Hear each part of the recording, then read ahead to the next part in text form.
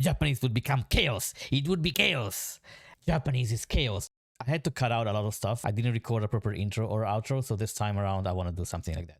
For the people at home, welcome to the second part of our Cure Dolly review series. If you're watching from YouTube in the future, then welcome and thank you for joining. If you're watching live on Twitch, then you're welcome and you're free to chat with us. Yeah, if you haven't seen part 1, I can try to put it somewhere around here and go watch part 1 because I think it's fun. One thing that I want to talk about first is that I tried to point out the thing that I consider to be incorrect. Like, there's like different levels of correctness, right? There's like objectively incorrect, where if you say something that is wrong, it's obviously wrong. And then there's things that are much more nuanced, which can fall into either you follow a different train of logic and that gets you to a different conclusion to what I would assume. In that case, I personally consider it wrong, but subjectively, some people might consider it correct. And when it comes to grammar, a lot of things that I called wrong about Cure Dolly might be under my frame of reference and they're not necessarily wrong as a whole. However, there are some things that I consider to be misleading or incorrect. You're trying to teach beginners and you kind of want to get them to navigate the complex space of grammar. Anyway, what I'm trying to say is I have nothing against Cure Dolly and people who use these resources. If you think it's great, then please continue using it.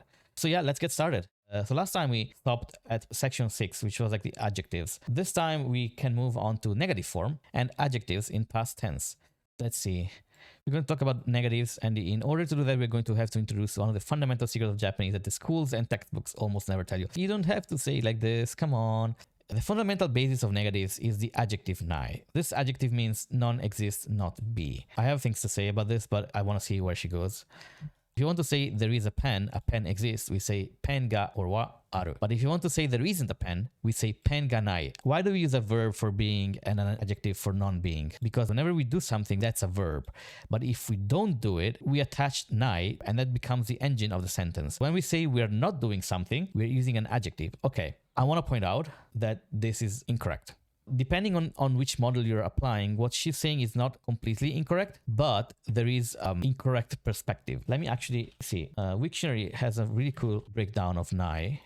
If you see here on the sidebar, there's 3 etymologies of nai. One of them we can ignore because it's unrelated. There are syntactical differences between etymology 2 and etymology 3, which I will explain. Etymology 2 comes from the adjective negative, which is what I think Cure Dolly is talking about. And this can be considered an adjective. Then we have the third etymology. This is what I call the verb nai, because this became nai as a helper verb, auxiliary verb, I guess. So Cure Dolly is saying it's an adjective. It's a big stretch. And especially phrasing it in a way where it sounds like it's a secret of Japanese that textbooks don't teach you. It's a very tall order, I think. But anyway, so this is the verb nai, which attaches differently. It's not the same as the adjective. And to give you an example, if we have yasashi, okay, this is the adjective, and you want to negate it, you say yasashiku nai, right? And you have a verb, iku, and you want to negate this, you say ikanai. Now, what is the difference here?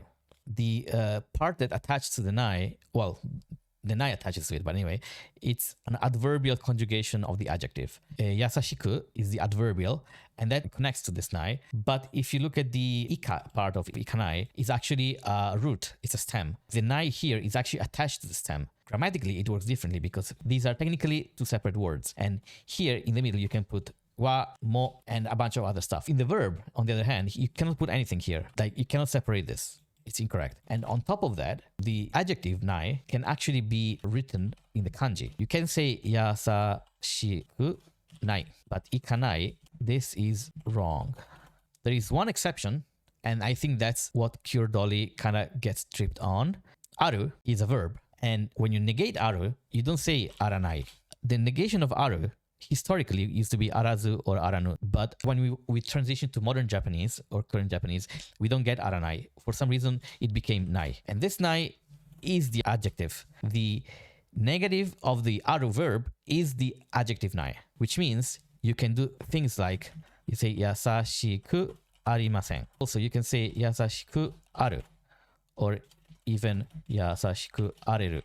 Point is that the nai of adjectives is different from the nai of verbs. Calling both of these adjectives is kind of misleading. It's not fully wrong, and they do conjugate almost the same way. It's something that really bothers me when people try to put everything into a specific bucket and say they're both adjectives. It's kind of like a tricky thing of the language. It doesn't really matter much, but if you're trying to teach it, I think it's important to mention this. Anyway, I'm not going to call it completely incorrect, but it's a bit misleading. So moving on to the next part of the explanations. The de is a te form of da. We still have korewa pen da in the form of korewa pen de, and then we are attaching nai. So what we are saying is, as for this, as for being a pen, it isn't. This is not a pen. There's a couple of misleading things here. It's like normally, if you're teaching this stuff, you don't have to break it down so specific to beginners because this can be misleading. However, some people might appreciate the breakdown, which is fair, but at least do it properly. The de of dearu is actually kind of tricky because it's a bit of a recursive definition because dearu is da, but de is also the connective form of da. So this dearu here, if we follow the logic, de is deatte. So dearu is deattearu. If you try to be too specific, you find a loop that doesn't make sense because language doesn't have to be logical. Trying to go down this rabbit hole of defining de and dearu like this is not very productive. Why I'm saying this? Because if you're trying to explain de nai or dewa nai, you have to explain de aru because aru is a positive form of nai or nai is a negative form of aru. So if you're trying to go pen dewa nai, you say, why is it dewa nai? Well, because if you want to make the negative, you have to turn the aru part of the aru, so it makes sense. Da itself cannot be negated. You have to expand it into the aru and then negate it. I think it's much easier to say, well, da means it is, and dewa nai or janai, it means it is not. She's basically claiming that the de part is the copula here, right? And the nai is just negating it. But technically, the whole thing is a copula. So that's a bit sketchy. So let's move on to the largest part of the question, which is verbs. In order to put a verb into negative, we have to attach nai, and we do this by attaching it to the a stem. That's fine. I don't have any interesting things to say about conjugations, but basically she's talking about how to conjugate stuff. Negative forms of adjectives. She's basically saying what I mentioned before, like you put the adjective, the impu form, which is like the adverbial adjective in the past tense. Same thing here, just putting the conjugation into past. That's fine. I always say that Japanese is like Lego. Once you know the basic building blocks, you can build anything, and there are almost no exceptions in Japanese. I would agree. At least from a purely syntactical perspective, Japanese is a very regular language, which I think it's where a lot of people get trapped in.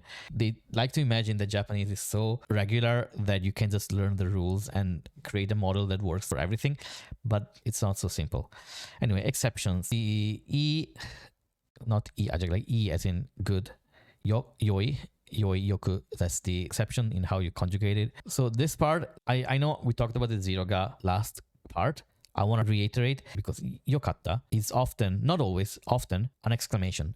If I say something goes well, yokatta, it's like you're relieved, you're happy. When you say yokatta, you're not saying yokatta to something. You're just saying it as an expression. There is no nani nani ga yokatta. It's really weird to phrase it like this. Like zero ga yokatta is kind of weird. Saying it like this is very misleading. So about this lesson 7, I think it's fair. It's fine. Like the night thing is a bit of a pet peeve of mine. It kind of bothers me, but I know in the grand scheme of things, it's a very, very minor thing. So I'm not particularly worried. Overall, it's a fair lesson. I think it's good. So let's move on. There's a 7.5 conjugation lesson.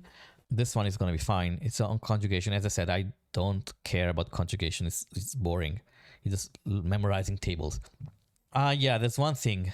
She mentioned that textbooks try to push a European concept of conjugation. Japanese doesn't have conjugations. Like, it's a take that I've heard many times before. I don't think it's completely wrong because a lot of what we call conjugations in verbs are actually just putting helper words or suffixes after the base form of a verb. But what she's trying to say here is that Japanese doesn't have conjugations, it only has the stems, and then you attach things to the stem. You can think of them not as conjugations, and that's fine, but I think it's very weird to push back so hard on that. Causative form, passive, receptive, that's fair.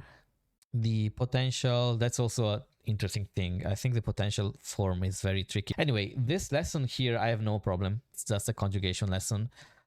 So now we're going into the ni and e particles.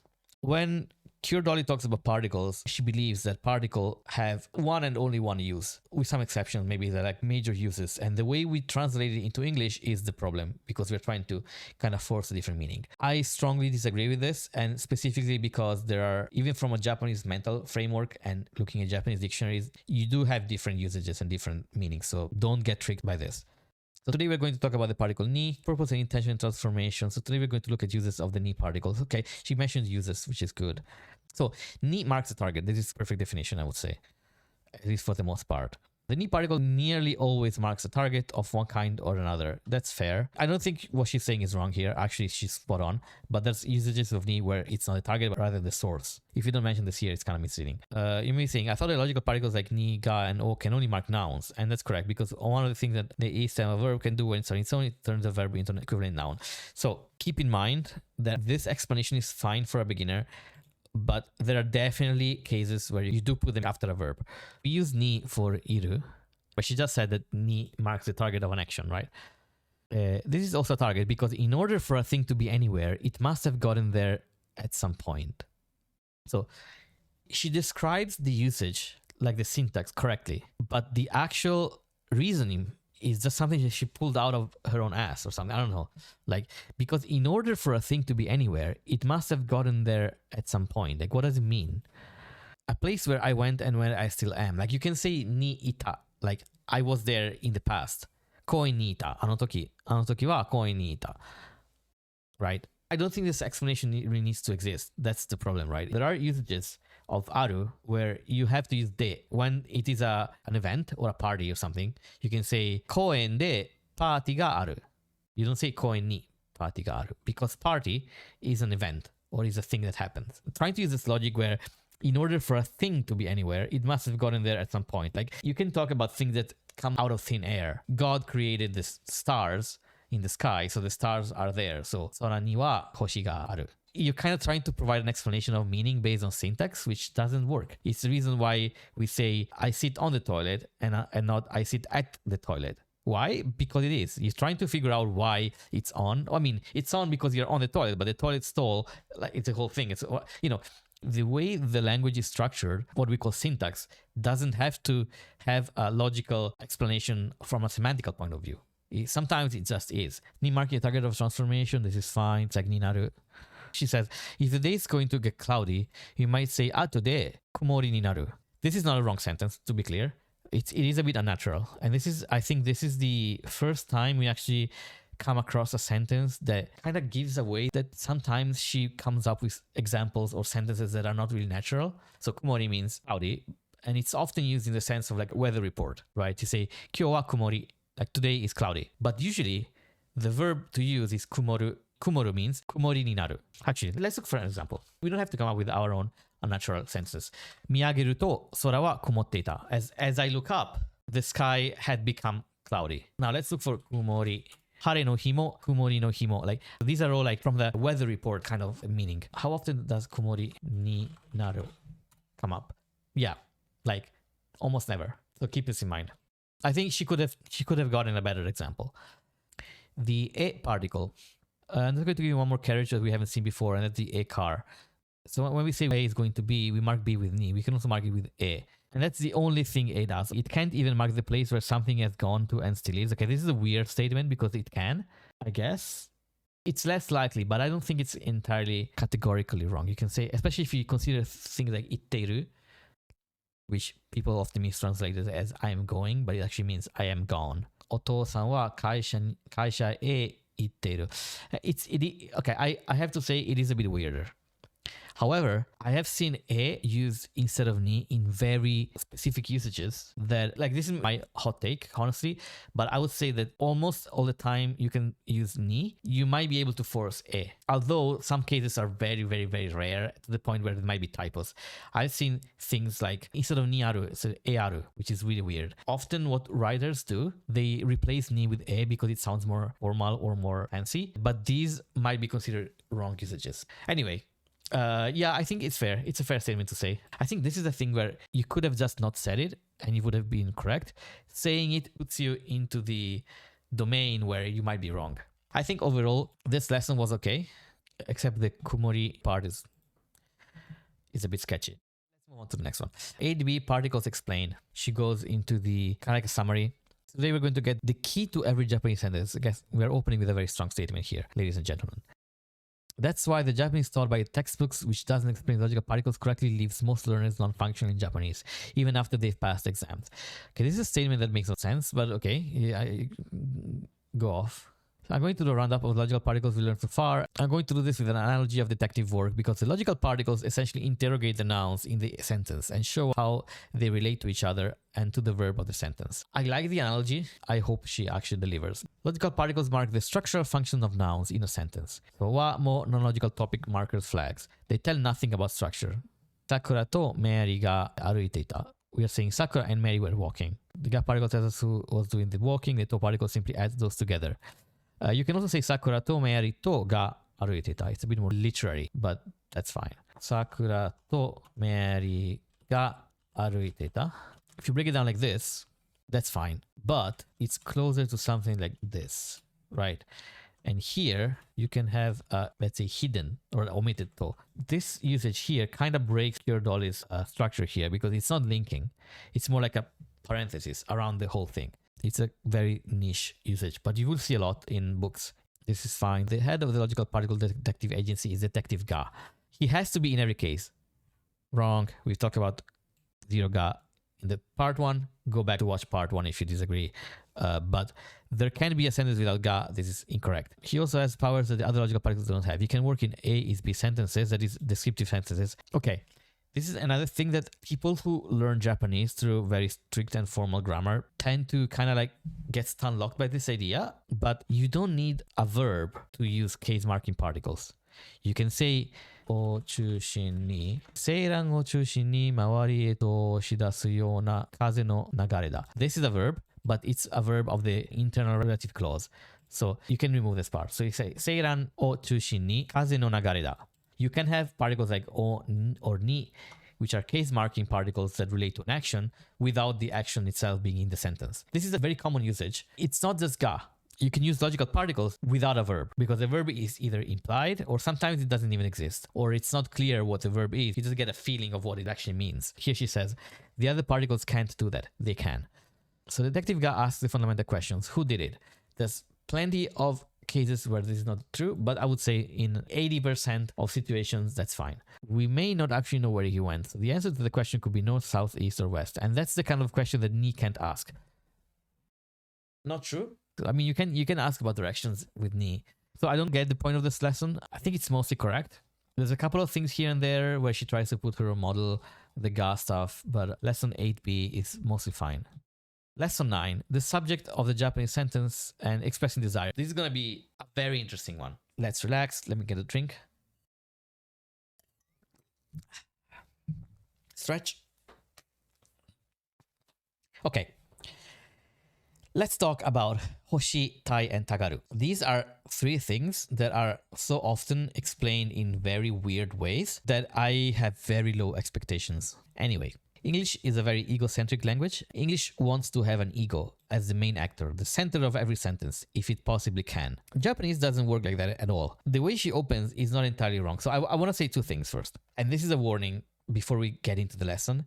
She is going to state that Ga is a subject. And for that reason, when you see Ga used as an object, it's because Japanese has this abstract way of thinking where they assign subjects to objects. The other thing, though, is that Japanese focuses more on painting a picture. You usually start from the outside and you kind of like, you first build a story, you build an environment, and then you get to the verb, which kind of closes everything. Whereas in English, you kind of focus more on the action first and you kind of attach details later. So I think there is some truth in stating that Japanese has a different approach to describing things compared to English. Anyway, let's move on.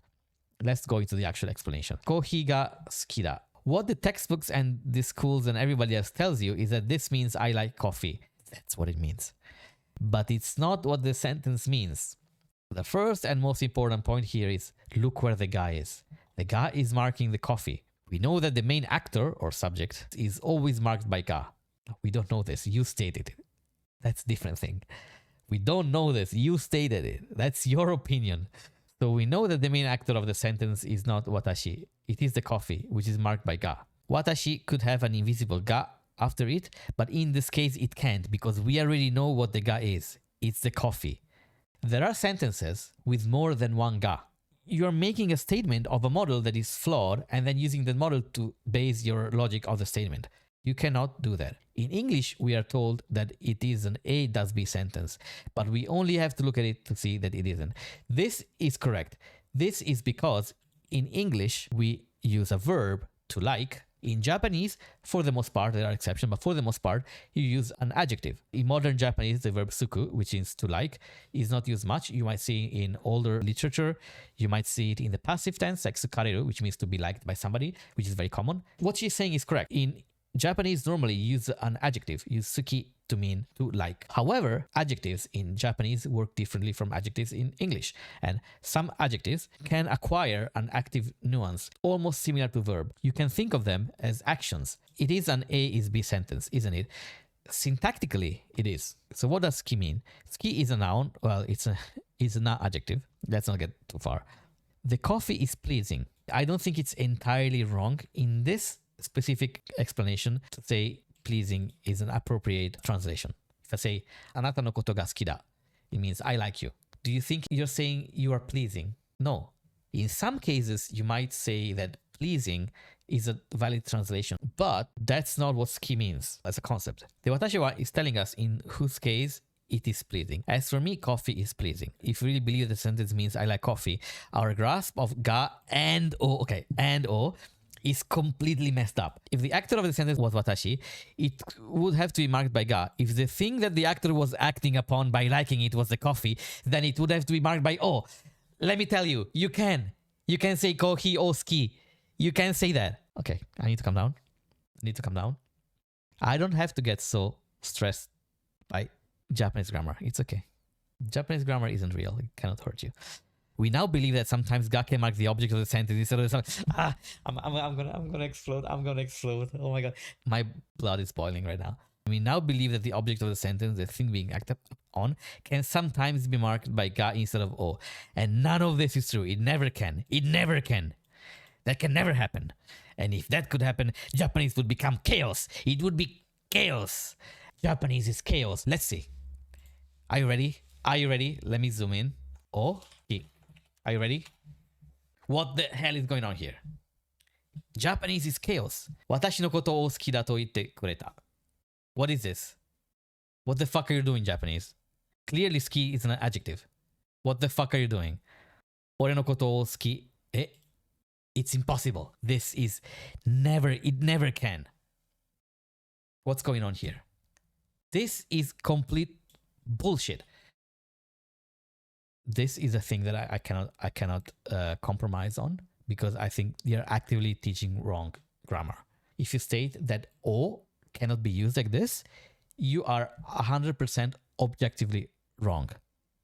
What is going on here? If I were to give my explanation, ga as a particle not only has a subject role, it also can assume the role of a semantic object. The syntax is what it looks like. The semantics is the meaning, what it means. So the meaning of the ga particle, most of the time it's subject, but there are many ways it can show up as an object. It can say it's a target of your desire, of your wishes, of your capability, like likes or dislike, kirai as well. Anyway, the point is, if you say nani nani ga suki, you can often say nani nani o suki. Is this always accepted? No. Ga suki is more natural in many contexts, and it should be the default. So if you're a beginner, if you're learning Japanese, it's good that you learn that ga suki is the default. O suki, it's very common. It's normal. In situations where it's unclear who is the target and who is the subject, sometimes you have two ga in the same sentence, and so people prefer to use o to explicitly mark the object. So this is wrong. Kohi ga suki means I like coffee. Kohi o suki means the exact same thing.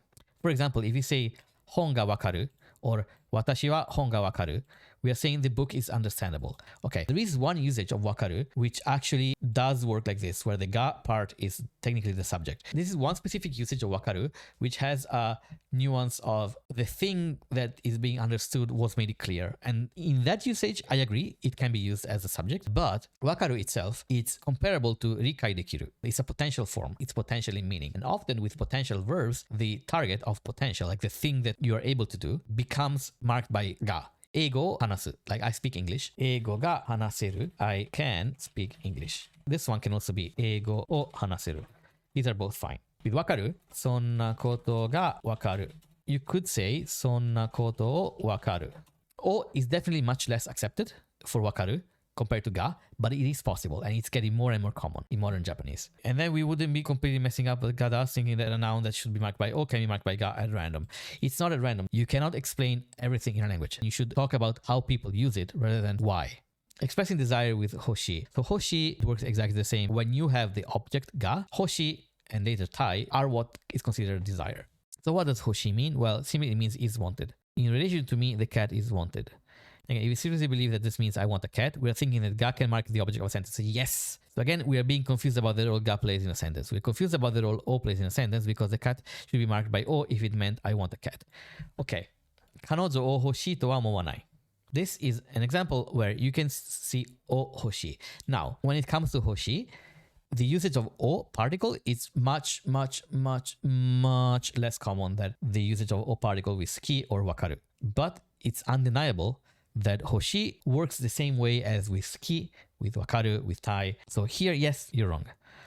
Expressing wanting to do something with tai. What does this adjective mean? It doesn't mean want. It can't because want is a verb and tai is an adjective. There's no really good way of translating this into English. Okay, there is, but whatever. Because something like, in relation to me, crepes are desire-inducing. Like, do you see what you're trying to do here? It's much better to say it conjugates as an adjective because that's what matters to learners. Learners are trying to figure out where things go in the language. Telling them how the structure looks like is often much more important rather than telling them what the true meaning is, because the meaning comes from exposure and comes from creating parallels between what people say in one language and what people say in the other language. Meaning is only defined by how native speakers use it in a sentence. You don't have to jump through all these hoops and do these mental gymnastics. Just say it conjugates like an adjective and we're all happy. So what is this tai? Is it an adjective? Is it the condition of something? The answer is that it can be either. Obviously, when it is describing a cake, it's indirectly describing my feelings about the cake. It's describing the feelings the cake induces in me. This is so wrong.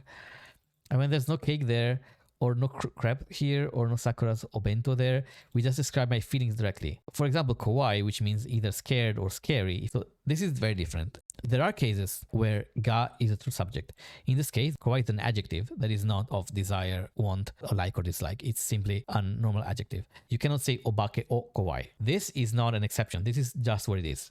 It's just a normal adjective. So she's confusing the ga object and the ga for normal adjectives. This is a problem that she created using her own model. The logical particles never ever change their function. This is wrong. This is wrong. There's so many particles that change the function based on how they appear in the sentence. It hurts to read this because people will read this and believe it. It's funny. If you have a compass and I say to you, well, most of the time the compass points north, but sometimes points south, and actually quite a lot of the time it also points east. You know the fun fact? In Japanese or in Japan, maps don't point to the north. Maps point to the direction you're looking at. In the West, maps point north. So the compass has the north pointing up. In Japanese, like if you have a map in front of you and in front of you is east, the map will have east pointing up. It's so funny because she comes up with an analogy. She breaks it down. She tells you how it is. And then she comes up with a comparison with another thing in Japanese that is exactly the opposite of what she says. Expressing statements of desire about other people with tagaru. Garu means to show signs of, to look as if. So if I say Sakura ga keiki o hoshigaru, and I'm saying Sakura is showing signs of wanting cake, that's fair. Even if she's actually told me she wants cake, that's still what I say because I can't feel. No. This is wrong. Okay. If she's told me she wants cake, I say keiki ga hoshite te or iteta. This means she said or she told me she wants to eat cake, and you can do that. If she told me, I can use a quote. There are many ways you can do this without having to use garu. Garu is a very restrictive usage, which only means like there's some evident sign that she wants that. Now, why do we use a verb in case of other people? It's an adjective in the case of ourselves. This is very logical. I can't describe someone as a feeling because I can't feel them.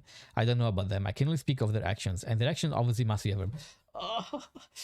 Again. She's trying to put a model that doesn't work. There's no reason why you're using a verb here. And like you can say hosuru. I don't have to say hoshi. I can say hosuru if you want to use a verb. It's not that because I use hoshi because it's myself, so I'm in a state, and I use a verb because it's an action of somebody else. だが私が欲していたのはそんな情報などではない. I don't know how to say this more clearly. This is not true. Also, check Morg's comment in this wine ga thread. Since ga is not always as a subject marker, so do not take the dolly as gospel, but just as a useful way to attain Japanese basics that push you into immersion. So I really appreciate the author of this page, and I also adding the note. I want to stress this again. I'm not criticizing this page. This write-up is awesome. It's amazing. And the amount of work put into this, it's amazing.